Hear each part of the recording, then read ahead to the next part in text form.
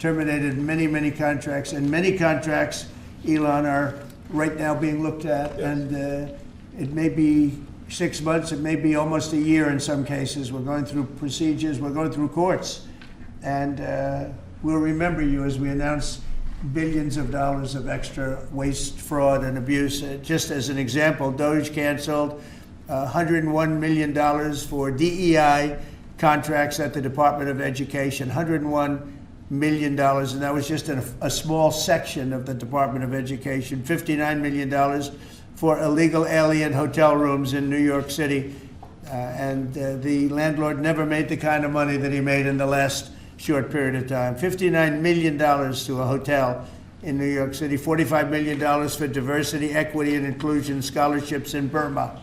In Burma, does anyone know about Burma? $42 million for social and behavioral change in Uganda. $40 million to improve the social and economic inclusion of sedentary migrants. I can say it's $2 billion to Stacey Abrams and her environmental movement. There was $100 in the account, and all of a sudden they found $2 billion in the account. And I assume that's being looked at. I don't know, I'm not sure, but I assume that's being looked at. Think of that, $2 billion. And then Lee will tell you there's another one over there for $20 billion being spent on another environmental question. $20 billion, not 20 million, a lot, not 200,000, which is a lot. So think of it, in her case, you have $100, and now all of a sudden she gets hit with an infusion of $2 billion just before I take office.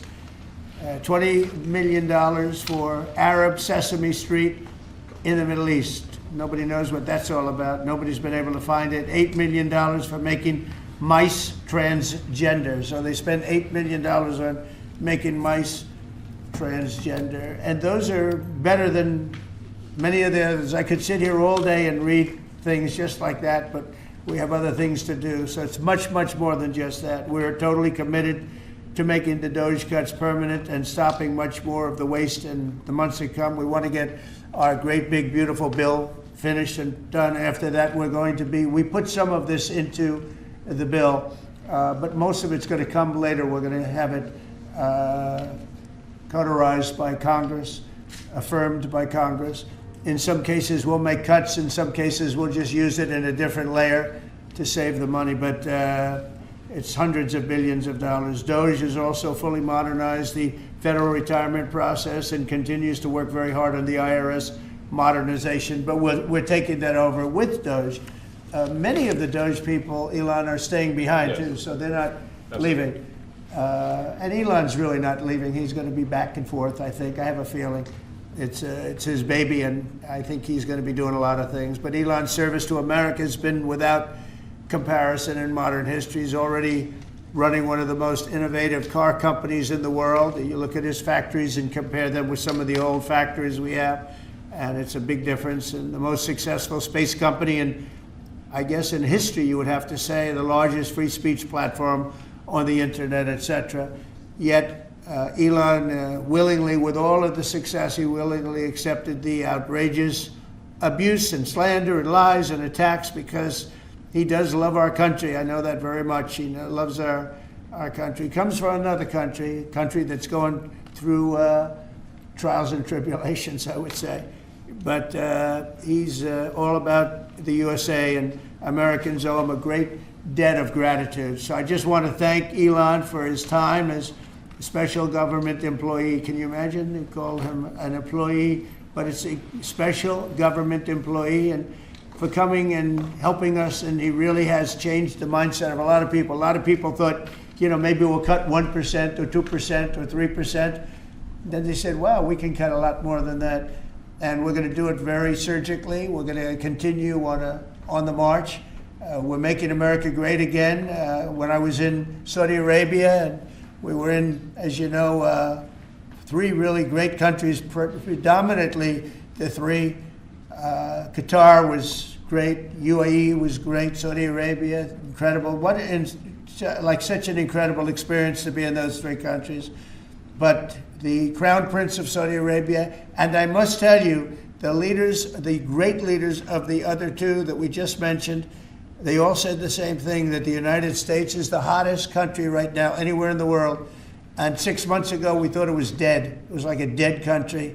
And it would have been a dead country if we didn't have the right result on November 5th. It would have been a horrible, horrible situation was going on with the borders, with transgender for everyone, men playing in women's sports, and so much more. But they were saying the hottest country anywhere in the world. And then I played that little clip because I was one person who's respected, or two people, because Joe was in that one too. Joe's a good man. But that was one group of people saying something about the success of what we've done over the last 4 months. They cannot believe it. In the one case, they said they've never seen anything like it as long as they've been doing what they've been doing. They've been doing it for a long time. So I want to thank Elon for helping. And again, you know, the United States right now is the hottest country anywhere in the world. There's no country as hot, and we're doing really well. We came, when I left, we had no wars, we had no problems. We defeated ISIS, we rebuilt our military, and we had no inflation. And when I came back, we had a lot of inflation. We had wars all over the place. We had the embarrassment in Afghanistan where we gave up billions and billions of dollars of military equipment, the most embarrassing moment in the history of our country, I believe. I believe that strongly. We have Russia with Ukraine. We had the attack in Israel in October, the horrible attack, October 7th. Horrible, horrible attack. Nobody's ever seen anything like it. And now we have something where we're really healing a lot of that. We stopped India and Pakistan from fighting. I believe that could have turned out into a nuclear disaster. And I want to thank the leaders of India, the leaders of Pakistan, and I want to thank my people also. We talked trade, and we said we can't trade with people that are shooting at each other and potentially using nuclear weapons. And they're great leaders in those countries, and they understood, and they agreed. And that all stopped, and we're stopping others from fighting also, because ultimately we can fight better than anybody. We have the greatest military in the world. We have the greatest leaders in the world. We put one of them in charge of the Joint Chiefs of Staff, as you know, General Raisin Kane. And we wiped out ISIS, completely wiped out ISIS in 3 weeks. They said it would take 5 years, and we did it in 3 weeks. And that's the way it is, but we don't want to have to use our military. We want to be peace through strength when we can, and that's the way we're going to have it. So I just want to thank Elon and all of his people. Most of those people are staying, almost all of them are staying, and they're going to be with us. And you're going to see the results coming long into the future. Even a year and 2 years later, you're going to see a lot of the results, and those hundreds of billions of dollars are going to be adding up, and they're going to continue to add. It'll be interesting, really interesting to see what the final number is going to be. But again, Elon gave an incredible service. Nobody like him, and he had to go through the slings and the arrows, which is a shame because he's an incredible patriot. The good news is that 90% of the country knows that, and they appreciate it, and they really appreciate what he did. And I gave him a little special something we have here. Thank you. A very special that I give to very special people. I have given it to some, but it goes to very special people, and I thought I'd give it to Elon as a presentation from our country. Thank you. Thank you, Elon. Thank you. Take care of yourself. Thank you. You see the lock. The lock on this is amazing. That's right. Large lock. Well, let me say perhaps a few words that this is not the end of Doge, but really the beginning.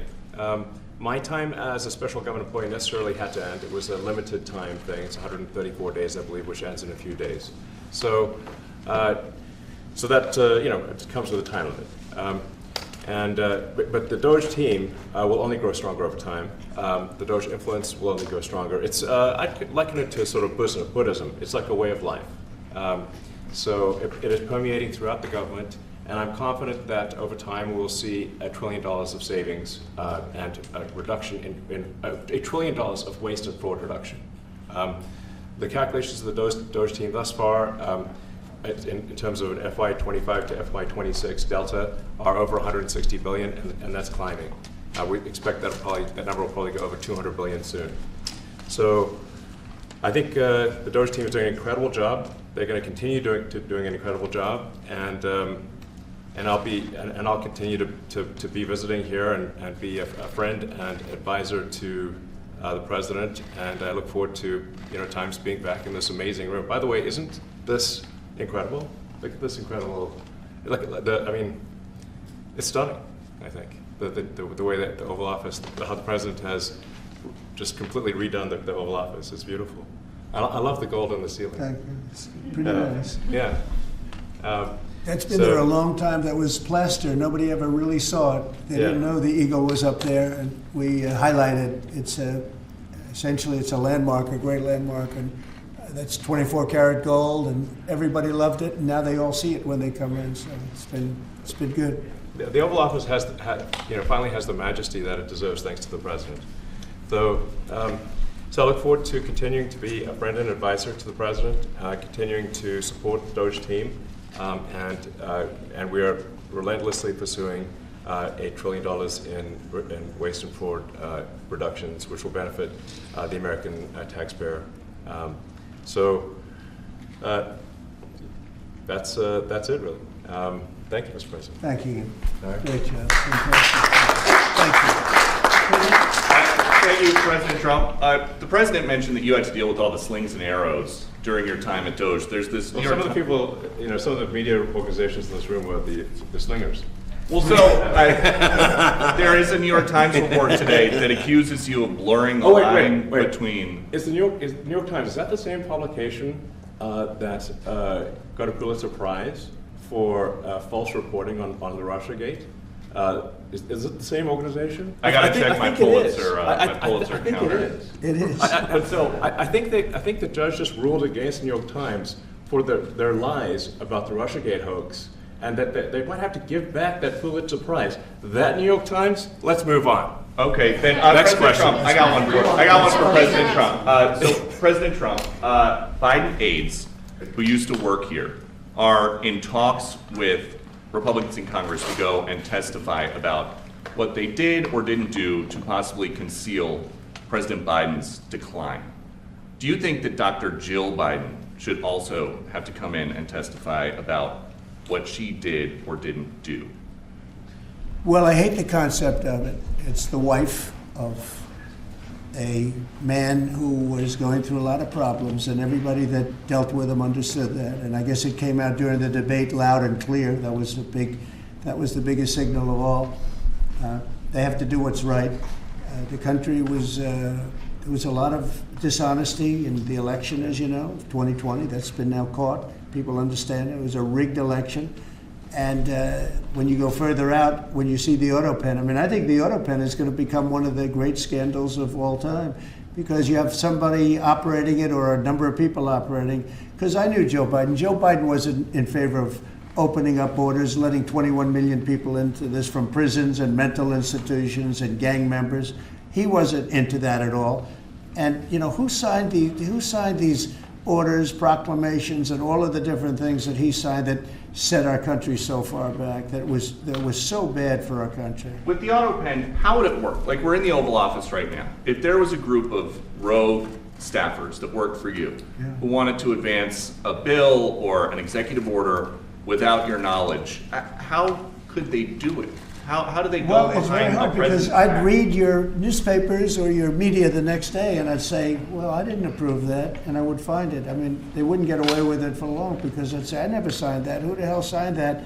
Auto pens, to me, are used to sign letters to people, because we get, I think they said 20,000 letters a week, and you like to be able, when somebody takes the time to write a letter, it's nice to sort of write back. And auto pens are meant for that. Auto pens are not meant to sign major proclamations or tax cuts or borders, anything having to do with the border, which is so important. And if it happened on my watch, I would be able to see it, because the next day or sooner I'd be reading about something that I knew nothing about, and who the hell signed this?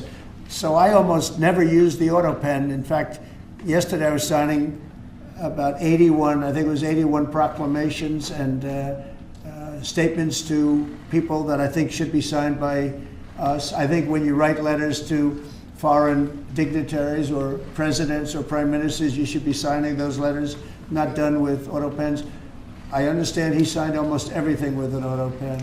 It's a very dangerous thing. It really means you're not president. Whoever operated the auto pen, and we think we know who that is, and it was actually more than one person, but that's not what the presidency is all about. I hardly used to hear it. Reinstate the tariffs on China. You said that they violated the agreement with the U.S. Well, they did. They violated a big part of the agreement we made. You know, if you read that whole statement, I was very nice to them. I helped them because they were in trouble with the stoppage of a massive amount of business. But I'm sure that I'll speak to President Xi and hopefully we'll work that out. But yeah, there's a violation of the agreement. Yeah, please. Mr. President, can you give us an update to the latest ceasefire agreement that Israel has agreed to, but Hamas still considering? Well, they're very close to an agreement on Gaza, and we'll let you know about it during the day or maybe tomorrow, and we have a chance of that. And I think we have a chance of making a deal with Iran also. They don't want to be blown up. They would rather make a deal, and I think that could happen in the not too distant future. That would be a great thing if we could have a deal without bombs being dropped all over the Middle East. That would be a very good thing. They can't have a nuclear weapon. We want them to be safe. We want them to have a very, very successful nation. Let it be a great nation, but we can't have that. They cannot have a nuclear weapon. It's very simple. And I think we're fairly close to a deal with Iran. Mr. Musk, my question for you. Yeah, please. You said just now that you look forward to being a friend and advisor to the president. So do you Well, I am. expect to continue advising the president and Doge informally, or are you going to sort of shift your focus entirely to your companies? Well, I expect to continue to provide advice whenever the president would like advice. I hope so. I mean, I expect to remain a friend and an advisor, and certainly if there's anything the president wants me to do, I'm at the president's service. Mr. Musk, on Doge, you said that there was $1 trillion promise for cuts from Doge. Yes, I think we do expect over time to achieve the $1 trillion. But what have you found in your time here was the biggest roadblock to getting those cuts? Was it the cabinet, or was it Congress, or something else? What was the biggest roadblock from your work? It's mostly just a lot of hard work. It's really not any one person or Congress. It's going through really millions of line items and saying just each one of them makes sense, what does not make sense. Obviously, at times when you cut expenses, those who are receiving the money, whether they're receiving that money legitimately or not, they do complain. And you're not going to hear someone confessing that they received money inappropriately. Never. They're going to always say that they received money appropriately for an important cause. Naturally, that's what you'd expect. So we just have to. It's just a lot of work going through the vast expenses of the federal government and just really asking questions. What's this money for? Are you sure it's actually being used well? Many times we can't even find anyone who defends it. So for a lot of the expenses, there is actually no defender at all. And then we have to just work through the process of stopping the spending, where there's often literally no defender. Nobody even knows why the money's being spent. It's truly absurd. I mean, we find situations where there are millions of software licenses with 0 people using them. 0. Exactly. This is the quizzical expression. You're like, surely, if there's millions of software licenses, someone should be using them. No, and then we've got to go through the process of saying, okay, look, if no one's using the software, we can terminate this software license agreement. That's everywhere in the government, by the way. Mr. Musk, what do you think would be easier, colonizing Mars or making the government efficient? It's a tough call, but I think colonizing Mars and making life multi-planetary is harder. And as I said, we do expect to achieve over time the $1 trillion of savings. We can't do it in like a few months, but if you say by the official end of Doge, which the president may choose to extend, is the middle of next year. Say by the middle of next year, with the support of the president and Congress, could we achieve $1 trillion of savings? I think so. We're on track to do so. Do you have faith that Congress is going to? Mr. Musk. Go ahead. Thank you, Mr. President. You had mentioned earlier in the week that Doge had become a whipping boy. And as the president mentioned, you went through a lot to go through this process. Was it worth it for you, and what would you change? Yes, so what we found was happening was that if there were any cuts anywhere, then people would assume that was done by Doge. And so we became like essentially the Doge boogeyman, where if so any cut anywhere would be ascribed to Doge.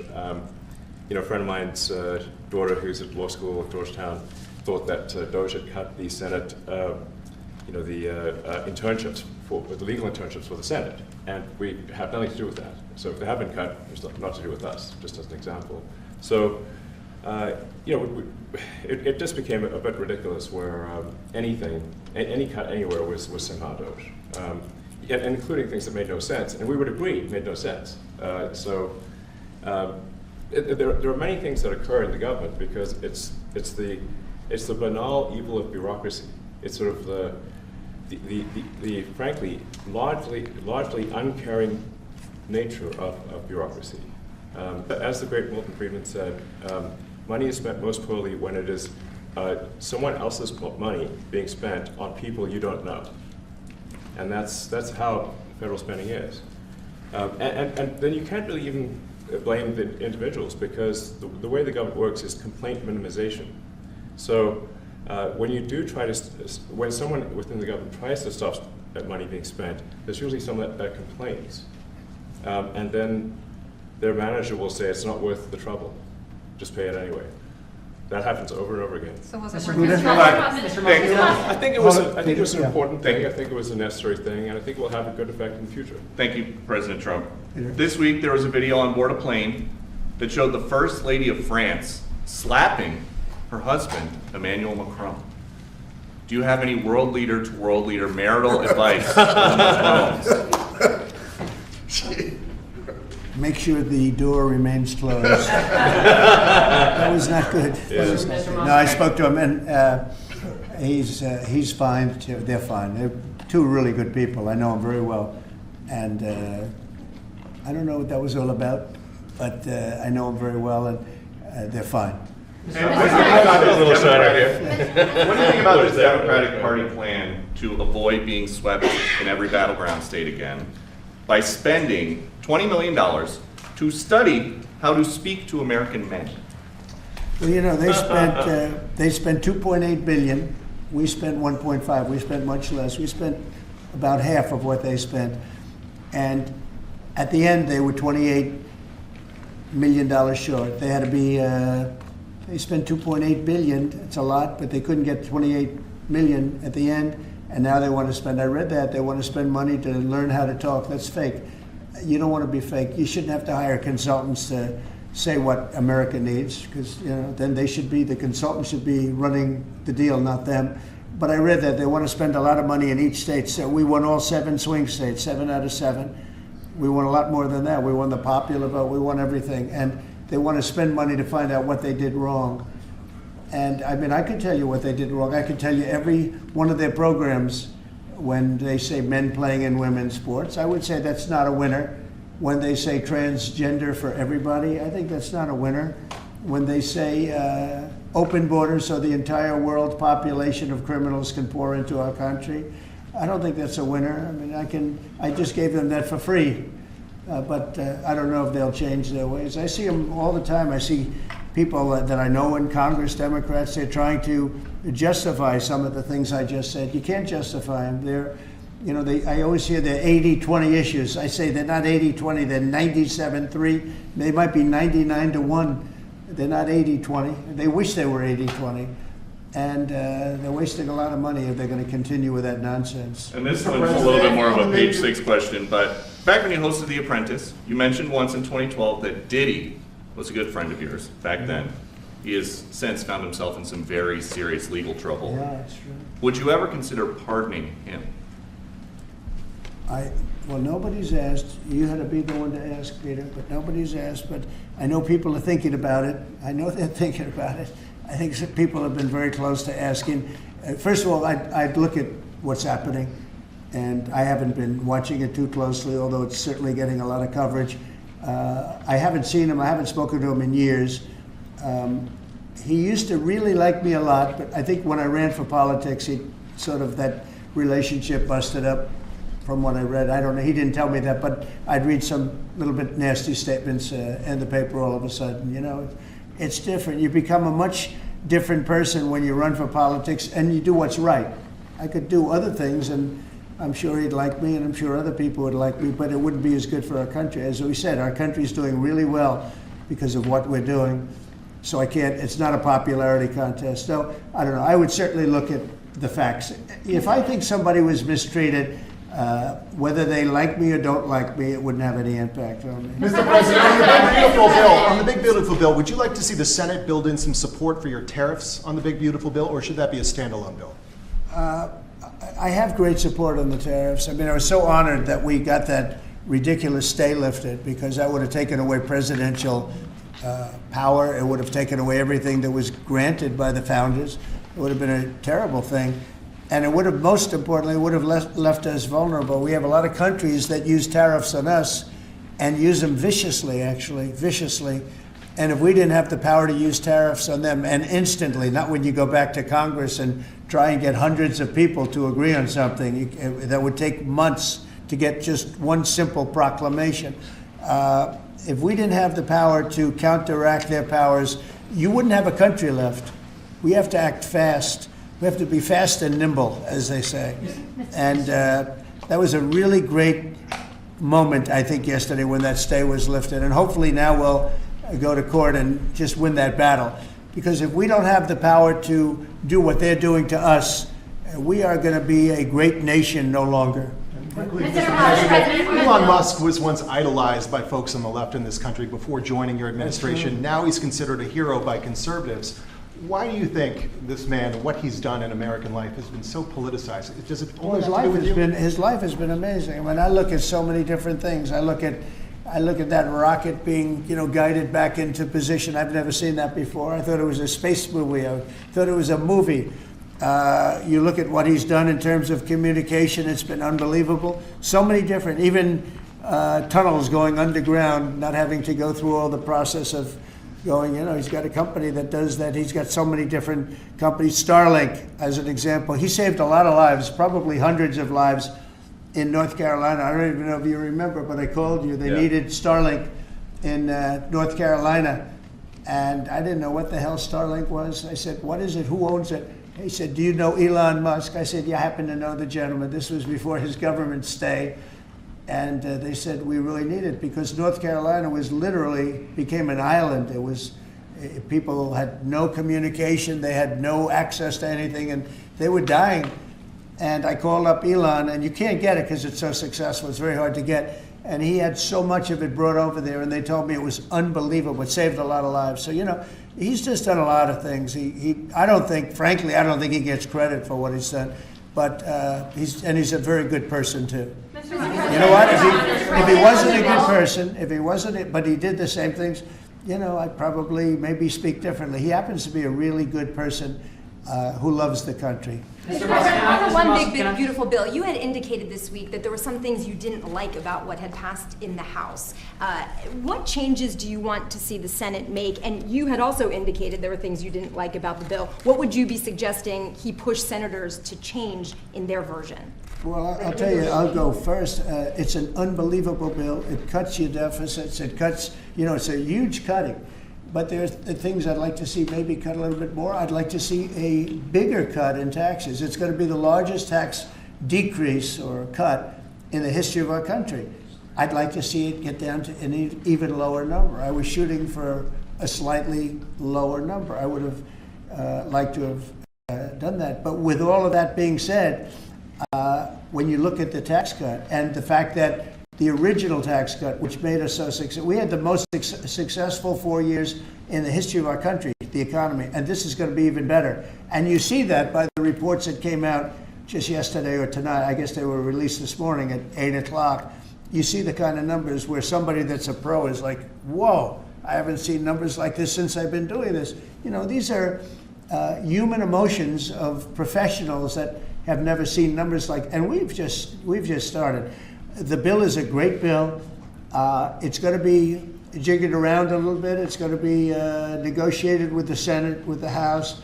But the end result is it extends the Trump tax cuts. If it doesn't get approved, you'll have a 68% tax increase. You're going to go up 68%. That's a number that nobody's ever heard of before. You'll have a massive tax increase. If it does get approved, you'll have a large tax cut, the largest we've ever had. When you add the past tax cuts that we got you, the Trump tax, they call them the Trump tax cuts. It's an amazing bill. It does amazing things. With all of that, it's going to be adjusted a little bit over the next coming weeks, and I think it's going to be passed. The Republicans want to pass it. With all of the great things it does, including an extension of debt, it's the extension. We have to extend the debt. If we don't extend debt, we're in default. Now, the Democrats might like our country to be in default, but in 250 years, we've never been in default. That was handed to them by a very well-meaning man that gave it to them because he thought it was the right thing to do. It could have been their problem before the election, but this man thought it was the right thing to do, and he was well-meaning. I don't hold anything against him for that, but that was put on our plate when it should have been on the Democrats. September 28th, a famous date. It should have been taken care of by the Democrats, but this person, a man of power, gave it to us so that in June that comes due. Well, we have to take care of that because if we don't take care of it, we have a country in default, and we don't ever want to have a country in default. You know, I'll tell you, a certain senator, Elizabeth Warren, said that she would never, ever allow a default on our debt. She would never let it happen, and she would like to get rid of the debt ceiling, what's called the debt ceiling. I call it the debt extension because we really need an extension, that she'd like to see that gotten rid of. And there are many people that agree. Many Democrats agree with that. But we gave that through, and you know, I don't want to say an error. He did it well-meaning. They gave that to us. It was a Democrat problem just before the election. Would have had a huge impact on the election. And to our benefit, we won anyway, but to our benefit, but felt that really for the good of the country, we should extend that. But Elizabeth Warren and various other people would like to see that, her whole career she wanted to see it terminated, gotten rid of, not being voted on every 5 years or 10 years. And the reason was because it's so catastrophic for our country. And I always agreed with her. That was one thing I agreed with her on. Now, I haven't spoken to her, but I would say that if you asked her that question now, she'd say, no, it's their problem. But it's a very unfortunate situation. It's a very unfair situation. And she happened to be right on that. It should be gotten rid of, or it should simply be extended. But that's one of the things that gets taken care of in this bill. That automatically gets extended for a 4-year period. And it should be. But I agree with Elizabeth Warren on that. I think you should get rid of it. It's too catastrophic. Yeah, please, go ahead. What message do you like to send to international students? Are they still welcomed to study in the United States? And one question for Mr. Musk. To students? Well, we want to have great students here. We just don't want students that are causing trouble. We want to have students. I want to have foreign students. I think Harvard, it's close to 31%. That's a lot. Our country's given $5 billion plus to Harvard over a short period of time. Nobody knew that. We found that out. I wouldn't say that was a Doge thing, but we found that out over a period of time. That was sort of a Trump thing. We ended up in litigation for other reasons because they're very anti-Semitic. And in finding out and in going through the books, we found out that the country gave them $5 billion plus, much more than that, actually. And we're having it out with them, and let's see what happens. I think we have a very good, it's a very sad case. It's a case we win. We can't lose that case because we have the right to make grants. We're not going to make any grants like that. But I don't think Harvard's been acting very nicely. I think Columbia wants to get to the bottom of the problem. They've acted very well. And there are other institutions, too, that are acting, but Harvard's trying to be a big shot. And all that happens is every 3 days we find another $100 million that was given. 2 days ago we found $200 million more. The money's given to them like gravy. I'd like to see the money go to trade schools where people learn how to fix motors and engines, where people learn how to build rocket ships, Because, you know, somebody has to build those rocket ships. Yeah. And I'd like to see trade schools set up, because you could take $5 billion plus hundreds of billions more, which is what's spent, and you could have the greatest trade school system anywhere in the world. And that's what we need, to build his rockets and robots and things that he's doing, and to build lots of other things. And, you know, I went to school with people. In some cases, they weren't good students, but they could fix the engine of a car better than anybody I've ever seen. They could take it apart blindfolded. They had an ability at that. And they did very well. They made a lot of money. You know, it's a very skilled job. It's great. But I'd like to see a lot of money going into trade schools. I've always felt that. And we probably found our pot of gold, and that's what's been wasted at places like Harvard. And the money's been wasted. Yeah, please. Yeah, well, I wanted to ask quickly, Mr. Musk, what is your eye okay? What happened to your eye? I noticed there was a bruise there. Well, it wasn't. I wasn't anywhere near France, so. But What does that mean? No, I didn't notice his eye. First Lady of France. Getting slapped, you know. I didn't notice. Yeah, no, I was just horsing around with little X, and I said, "Go ahead, punch me in the face," and he did. Turns out, even a 5-year-old punching you in the face actually does. That was X that did? Yeah. X could do it. If you knew X, I he saw could his do mom it. right now. But I didn't really feel much at the time, and then I guess it bruises up. But I was just horsing around with the kids. I didn't basically. notice it, actually. President Trump, I got one. I know that you try to stay pretty neutral because not your war, but as And by the way, not my war. I just want to solve the problem for people. This was not a war that was going to happen if I were president. right, and so not your war, but as you try to fix it, and as you survey this hellscape of the Ukrainian front lines, It's horrible. and you and your team deal with a very stubborn Vladimir Putin. Yeah. Do you And look? Zelensky. Yeah. But do you look at this Very conflict stubborn Zelensky, too. any differently now? Like, do you look at this and see Putin as the good guy or the bad guy? So I've known him very well, and I went through a lot of things with him because Russia was, you know, the Russia hoax turned out to be a total hoax.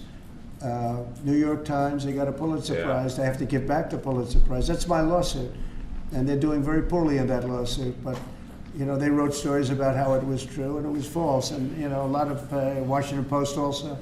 I have gotten to see things that I was very surprised at. Rockets being shot into cities like Kiev during a negotiation that I felt was maybe very close to ending. We were going to solve a problem, and then all of a sudden rockets got shot into a couple of cities and people died. I saw things that I was surprised at, and I don't like being surprised. So I'm very disappointed in that way. With that being said, I'd like to see it end. 5,000 people, I think the number's even more than that, but 5,000 people a week are being killed. Mostly soldiers, but also people that live in little cities and towns throughout Ukraine. And I'd like to see that stop. And I asked Caroline this yesterday, but I want to ask you directly. So many of the things that you're trying to do are held up in court right now. If the courts are going to have so much influence over U.S. policy, do you wish you would have just become a judge instead? Yeah, well, look, it wasn't meant to be that way. If you look at the founders, the president had certain powers, and you have your three groups, and they all had supposed to be pretty equal powers. But you can't have a judge in Boston running foreign policy in places all over the country because he's got a liberal bent or he's a radical left person. That's what the executive branch is for, and you have checks and balances. But we had millions of people pour into our country, many criminals poured into our country, murderers, mental institutions from all over the world being emptied out into our country. And if we don't get them out and get them out quickly, could lose your country very easily. This is a bad, that anybody would allow this to happen to our country. You know, with all of the things, we took over inflation, we took over some wars, we took over a lot of problems that didn't exist when I was president. None of it existed. We wiped out ISIS. Other than that, we had no wars. Putin was never going to hit Ukraine. Israel would have never been attacked. That attack, as you know, Iran had no money. They didn't have money for Hamas. They didn't have money for Hezbollah. They had no money whatsoever. That wasn't going to happen. All of these things that happened weren't going to happen. You wouldn't have had inflation. So it's very sad when I came back, but the thing that is the hardest is that they allowed 21 million people into our country, and many of those people are stone cold criminals. They moved their criminal population into the United States, and of all the things that are bad, I solved inflation, I believe, already. I got the fuel prices down. The fuel prices came down. That's one of the reasons. They screwed up the energy. They screwed up the cost of gasoline and oil and gas. And you had tremendous inflation. The greatest inflation probably in the history of our country under Biden. And when people said, oh, but the economy was, no, the economy was terrible for the people because they couldn't afford the energy. And the energy brought everything else up. Energy is the big deal. But with all of that, we solved that already. In 4 months, we solved it. $1.99, $1.98 gasoline. First time people have seen that in a long time since my term. But the hardest thing to solve is millions of people pouring into our country, many of whom are criminals. Because remember, these countries are smart. Their leaders are very street smart. They're sending the people that they don't want. They don't want the people that are there, that are law-abiding, that are productive, that are working hard. They want people that are in jails. We have them. They allow them to come in. And I always look to the other side, like, why would somebody do something? In business, I try and study, why would they want to do this? Why would they want to sell it? Why would they want to buy it? One thing I can't figure out is what would an administration, what were they thinking when they allowed millions of people from prisons all over the world, not just from South America, Venezuela, all over the world, from the Congo in Africa, hundreds of people, thousands of people from the Congo, rough prisoners, from Asia, from Europe, rough parts of Europe. Why would they allow them to come into our country? Why would they do that? It's the one thing I can't figure out. And I don't believe it was Joe Biden. I really don't. I mean, look, he's been a sort of a moderate person over his lifetime, not a smart person, but a somewhat vicious person, I will say. If you feel sorry for him, don't feel so sorry because he's vicious. What he did with his political opponent and all of the people that he hurt a lot of people, Biden. And so I really don't feel sorry for him, but he wasn't a person that would allow murderers to come into our country. He wasn't a person that was in favor of transgender for anybody that wanted it, take kids out of families, et cetera, et cetera. So I just don't understand why a thing like this, how a thing like this could have been allowed to happen. Very sad. It's very sad for our country. If I could add something, I think the fundamental moral flaw of the left is empathy for the criminals and not empathy for the victims. Empathy for the criminals, but not empathy for the victims. And there's been way too much of that. That needs to stop. To the president's point, there's been immense judicial overreach that is unconstitutional. That was never intended. And it's undermining the people's faith in the legal system. It needs to stop. It's gone too far. Mr. Musk, and just today, we had, just a couple of hours ago, we had a great decision from the Supreme Court, thank goodness, that was very important. We had two important decisions yesterday on the tariffs, because again, we have to be able to fight a fair fight with other countries. Howard, would you say we have to be able to use tariffs to fight people that use tariffs on us? I mean, if we didn't have that power of tariffs, we would economically be destroyed as a country, because they will destroy us. Other countries will destroy us with unchecked tariffs. We can check them when we have the use. They tried to take that power away from us. And if you take that power away, we're not going to have a country. We won't have an economically viable country. But it's very important on immigration that we be able to get people out without having to go through a long court case. I mean, it was up to some of these judges. Every single one of these millions of people, criminals, prisoners that were let go from jails because they save a fortune when they do. They brought them into the United States. You know what they're saving? The money they're saving? But some of murderers, it's very important that we're able to get those people out of here fast, bring them back to their country where they belong.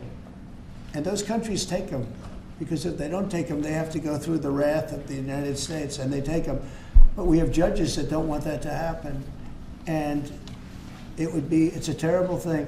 That's going through the court system right now, that whole situation. But when ICE and with Border Patrol, they've done an incredible job. When they do this incredible job, and they capture 100 killers and drug dealers, and we can't keep them for years here as we go through trials. We have to get them out rapidly, and we know who they are.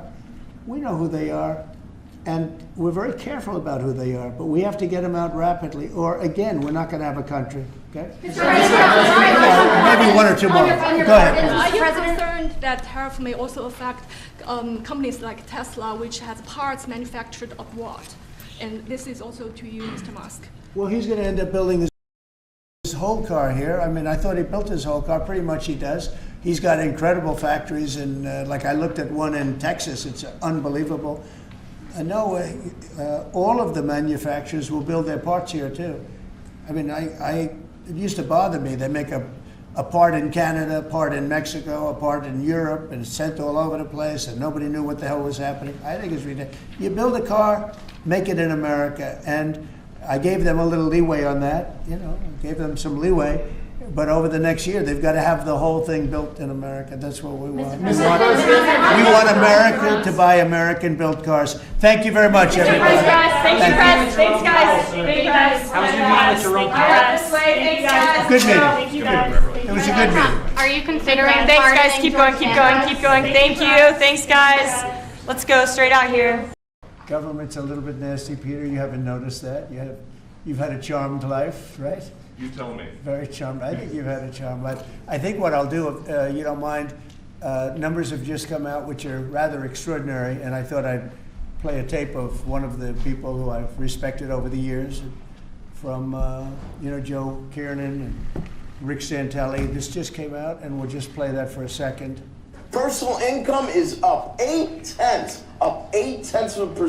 That is almost triple the expectations. And I'll tell you that the income numbers, really, for the first 4 months of the year, they're stellar.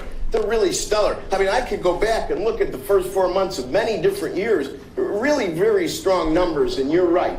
This administration is criticized for just about everything under the sun. I've never, ever in my lifetime had glimpses into the politics of an administration in the form of transparency like this one. Why don't we be, give credit where credit is due? Income really shooting up. Rick, I also thought everybody was going to get one last order of imports that were going to be tariffed, and they were loading up on things. How the hell they already fix the trade, or not fix it, but to cut it in half? That's crazy. So there wasn't a lot of front loading of things that they needed before the tariffs hit.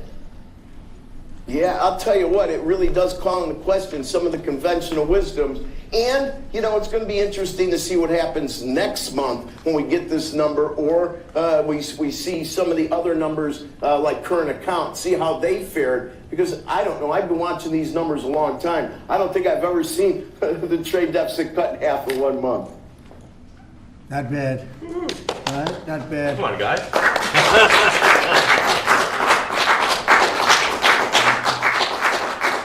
I see Howard and Scott are here, so it's great.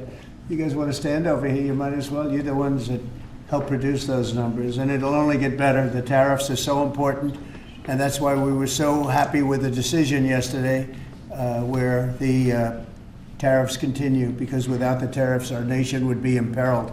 We would really be imperiled. I think I can say that with great surety, Scott and Howard. And so we were very happy to get that decision, that big decision yesterday. And today it's about a man named Elon, and he's one of the greatest business leaders and produced. He stepped forward to put his very great talents into the service of our nation, and we appreciate it. And I just want to say that Elon has worked tirelessly helping lead the most sweeping and consequential government reform program in generations. And the kinds of things that he's found and his people have found. He's brought a group of very smart people in, and they found things that are pretty unbelievable. I have to say that the numbers that we're talking about are substantial, but they're going to be very much more substantial with time, because many of the things that we're working on right now, we're going to have to remember Elon as we find them, but the numbers could double and triple because many things, we don't want to go out with them until we're sure, but we've found things that are unbelievably stupid and unbelievably bad. With the Department of Government Efficiency, Elon's delivered a colossal change in the old ways of doing business in Washington. Doge has installed geniuses with an engineering mindset and unbelievably talented people in computers. I actually asked Elon one time, what's their primary thing? And they have a lot of primary things, all having to do with being smart. But he said the thing that they're really the best at is working with computers, so that they can't be outsmarted by somebody that's not so honest, that happens to also be good with computers, but not as good as these people. But the mindset in the senior ranks of every federal department, and it's really changed. And with Elon's guidance, they're helping to detect fraud/waste and modernize broken and outdated systems. So as you know, we're talking about various systems and changing systems. And sadly, it takes a long time to do that. You'll change, let's say, a system at IRS and computerize it properly, where the job can be done in 1/10 the time, but it takes sometimes years to rebuild those systems. But we've started, in many cases, I will say that this has less to do with Elon, but the air traffic control systems, we're bidding out to the best companies in the world, those systems right now. They were what the previous administration was horrible what they did. They spent billions and billions of dollars, and in the end, it didn't even come close to working. They tried to hook up wire to copper, and it can't be done. And they just spent billions of dollars and just wasted money. Actually made the system much worse. So we're going to get a brand new modern system. Congress is working with us on that, and we're going to get it done as quickly as we can. But it's in the works, and once it's done, it'll be good for 30 years. But we have a system that's 48 years old and would have a modern computer hooked into a very outdated computer, and they don't hook up. I mean, they didn't hook up. So after spending billions of dollars, they turned on the system, and in never any cases, from local to countrywide, they never worked.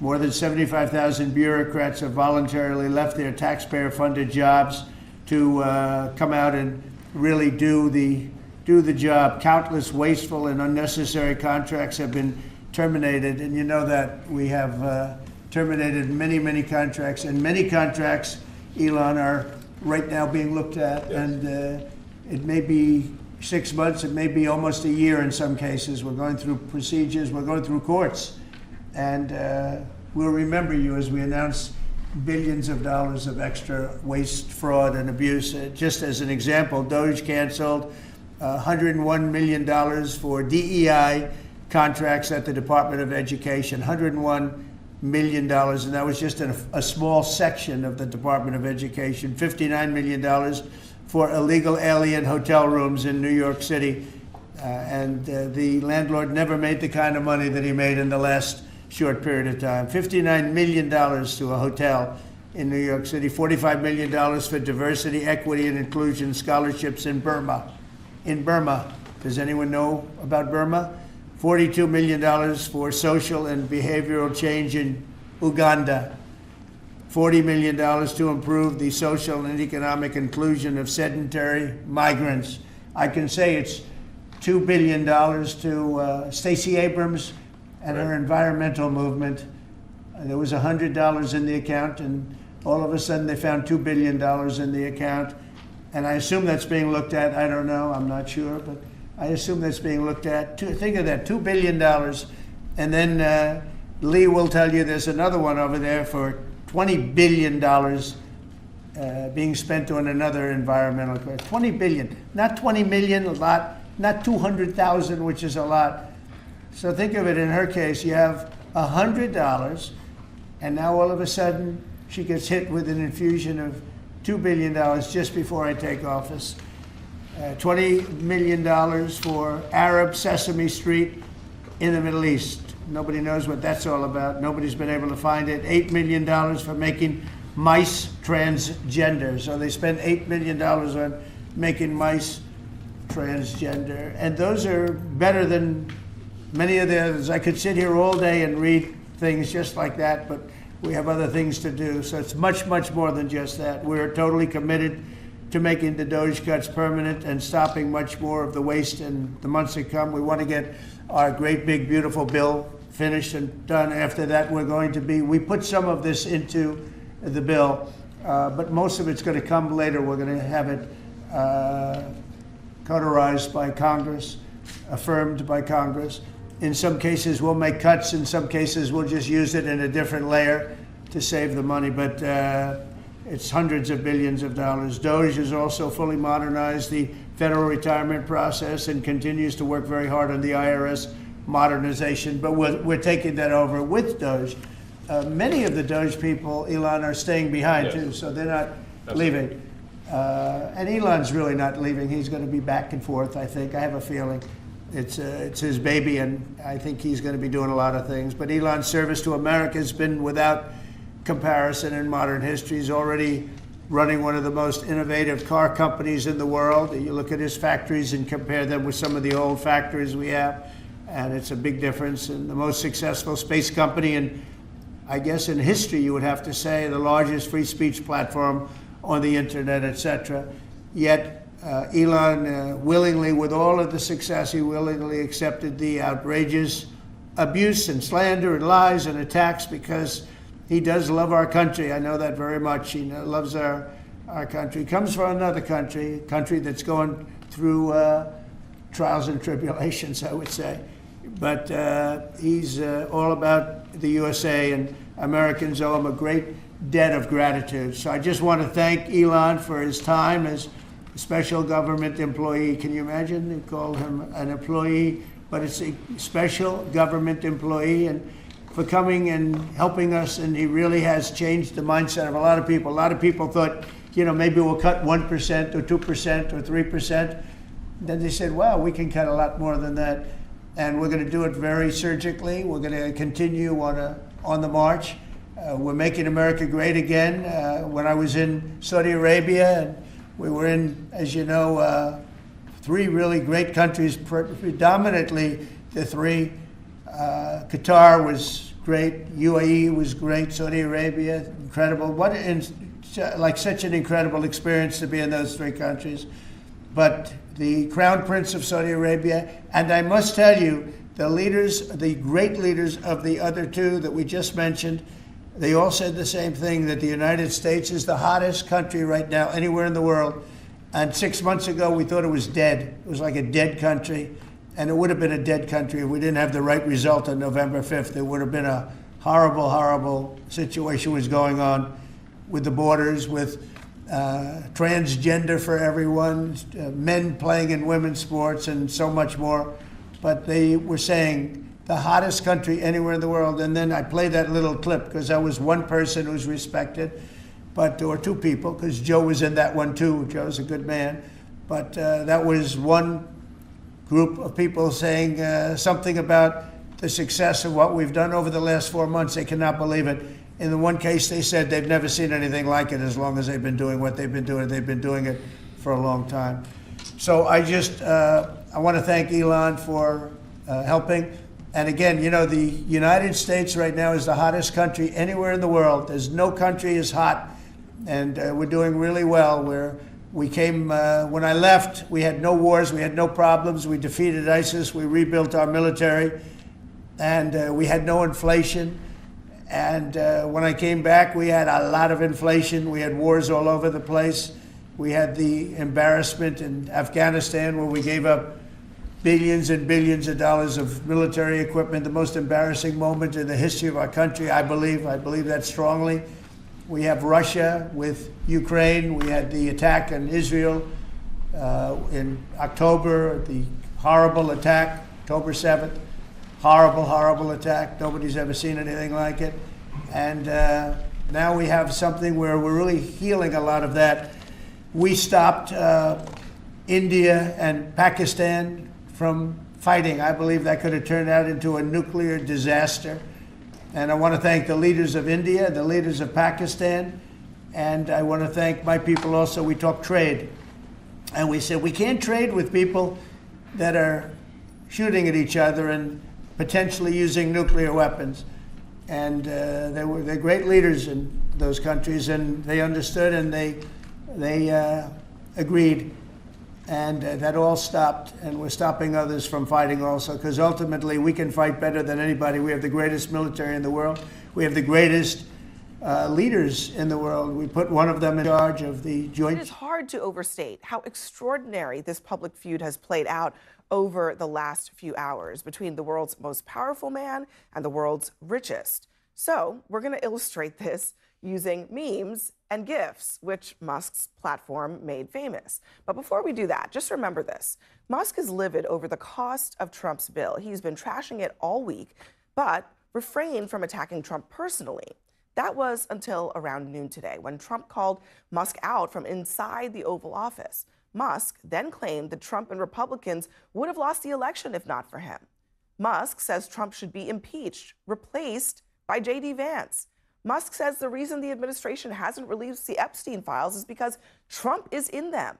Musk says that Trump's tariffs will cause a recession. Musk calls Trump a liar over claims about electric cars. He also warned that Republicans will die, that Trump will die first, and he's got another 40 years of life ahead. Musk used his own words against him about the debt. Trump claims that he fired Musk, even though his special status ended. Trump said Musk was wearing thin inside the White House. Trump threatened to kill all of Musk's government contracts. And that led Musk to say that he is decommissioning his spacecraft that takes crew and cargo to the International Space Station. So what happens next? Well, who knows? But today's posts personally cost Elon Musk $34 billion. That is billion with a... This is the scene in Washington, D.C., where the spat between Donald Trump and Elon Musk has gone public on social media, with the president telling CNN he won't speak to the Tesla CEO for a while. It is 9 a.m. in Washington. It is 5 p.m. here in Abu Dhabi. I'm Eleni Jarkas. This is Connect the World. Also coming up on the show, Tesla shares fell more than 14% Thursday as President Trump threatened to pull government... This is the scene in Washington, D.C., where the spat between Donald Trump and Elon Musk has gone public on social media, with the president telling CNN he won't speak to the Tesla CEO for a while. It is 9 a.m. in Washington. It is 5 p.m. here in Abu Dhabi. I'm Eleni Jarkas. This is Connect the World. Also coming up on the show, Tesla shares fell more than 14% Thursday as President Trump threatened to pull government contracts for Musk's companies. And we'll get a full look at the damage to Musk's empire when markets open this hour. Meanwhile, Russia launches a barrage of drones and missiles across Ukraine in response to what it describes as recent terrorist attacks by Kyiv. All right, I want to check in on U.S. futures. Markets will open in around 13 minutes. And as you can see, we're red across the board. The Dow and the S&P, as you can see, well into negative territory, but the Nasdaq is down 1%. A lot of worry and concern about what it means for Tesla stocks, the spat between Elon Musk and President Trump. But importantly, we had the U.S. jobs report out a short time ago. It came in better than expected. For the month of May, 139,000 jobs were created. That is from 147,000 in April. Unemployment rate remains the same at 4.2%. So we'll be unpacking the non-farm payrolls a little later in the show. In the meantime, this just into CNN. President Donald Trump has been talking to CNN, and he says he is not even thinking about Elon Musk and won't be speaking to him in the near future. Their world-famous bromance exploded Thursday in the bitterest public breakup. The feud between the world's most powerful man and the richest one is not only out in the open, but it's getting even more explosive. Now, just days ago, it was one of the most powerful alliances in American politics. Now, Elon Musk has gone scorched to earth, calling for the impeachment of President Trump. Musk, until recent